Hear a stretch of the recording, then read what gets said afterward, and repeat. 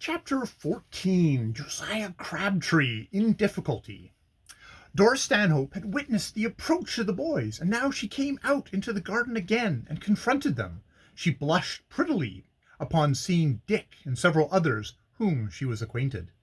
"I understand that Mr. Crabtree is about to be married," said Dick in a low tone.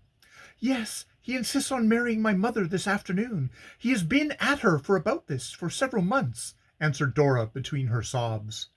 "Evidently you oppose the marriage." I hate Mr. Crabtree," came almost fiercely. He is nothing like my poor dead papa was."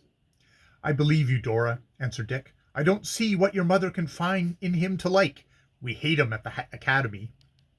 "I know it, and I imagine Captain Putnam is prepared to get rid of him, for I heard he was corresponding with a teacher in Buffalo, one who is being head master in a military academy out in that vicinity."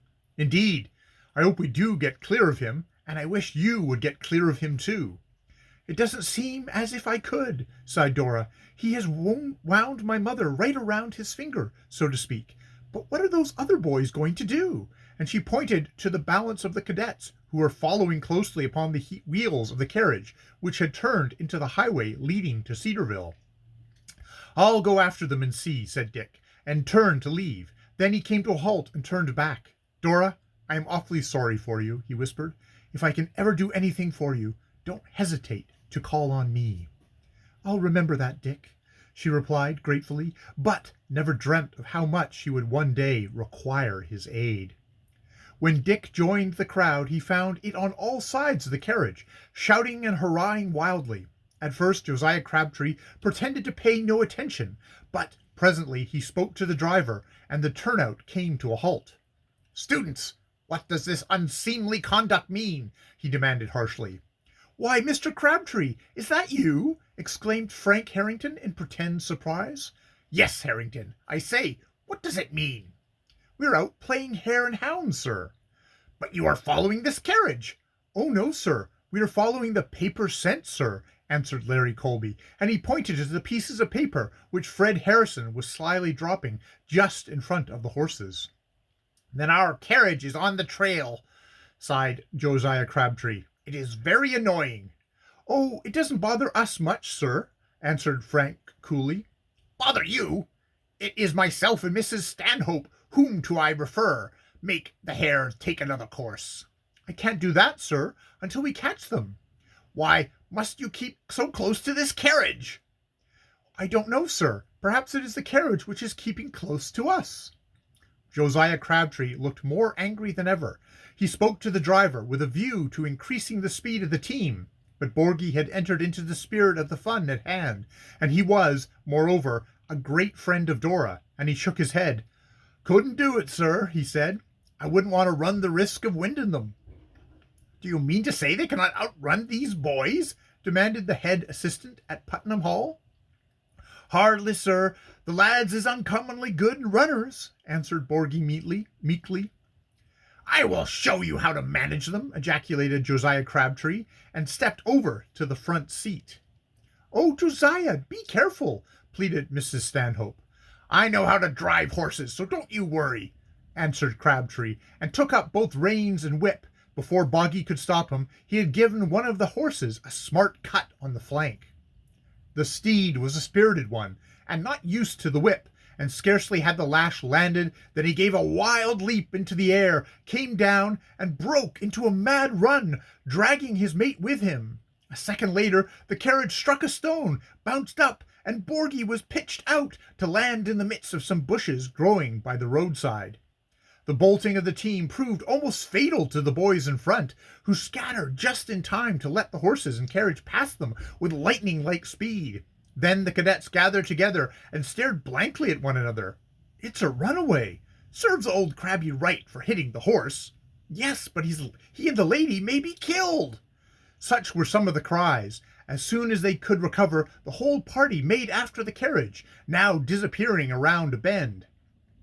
"They'll never get around the next turn alive," said Captain Harry Blossom, who was running beside Tom. Soon Dick joined the pair.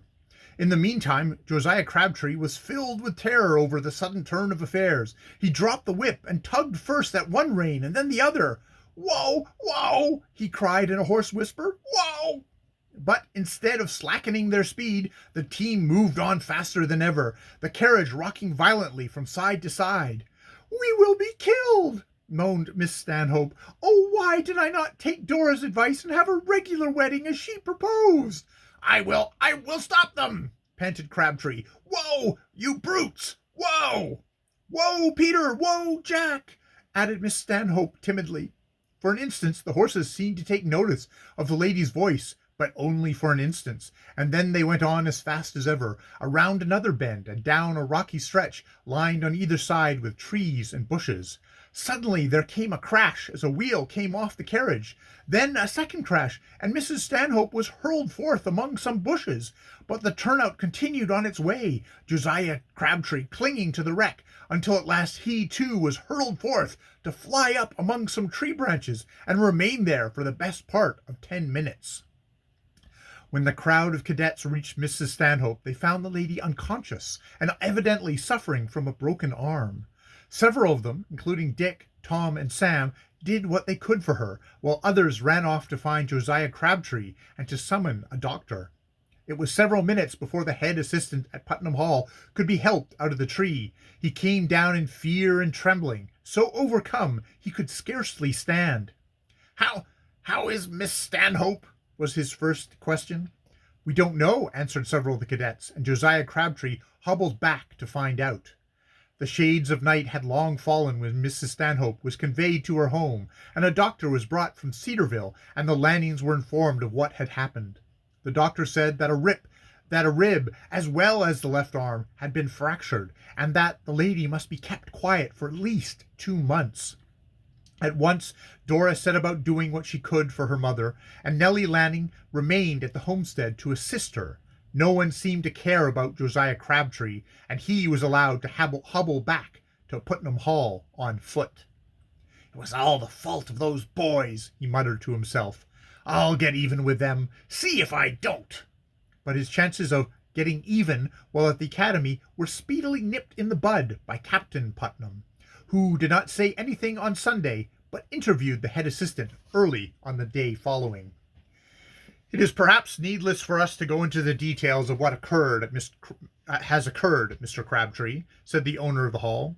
"Your contract with me comes to an end next month. I will pay you in full tomorrow, and then I wish you to remove yourself and your belongings from this place." You discharge me?" cried the teacher in astonishment. "I do. I have been long dissatisfied with your conduct towards my pupils, and I am now satisfied that you are not worthy of the position with which I entrusted you." At this, Josiah Crabtree's face fell, for he had hoped to keep his place at Putnam Hall until his marriage to Mrs. Stanhope was assured. Now there was no telling when that marriage would occur, and in the meantime it was not likely he would get another position. I think I ought to have had more notice than this." "You deserve no more. Since you are about to marry on the sly, so to speak, and, most likely, leave me when your contract came to an end, without allowing me time to make other arrangements." "I would have given you at least 2 weeks' time." "And I am giving you 3 weeks' pay, which you do not deserve, and I do not think we need to prolong the discussion." And Captain Putnam turned away. The departure of Josiah Crabtree was hailed with satisfaction by all of the pupils excepting Dan Baxter. Strange to say, a strong friendship had sprung up between the bully and the hot-tempered schoolteacher. Baxter was the only one who shook hands when Crabtree left. "I hope we meet again, Mr. Crabtree," he said. "I like you, even if the others don't." "And I like you, Baxter," answered Josiah Crabtree. "I shall remember you." And Josiah Crabtree did remember the bully in a manner which was strange in the extreme. End of chapter 14.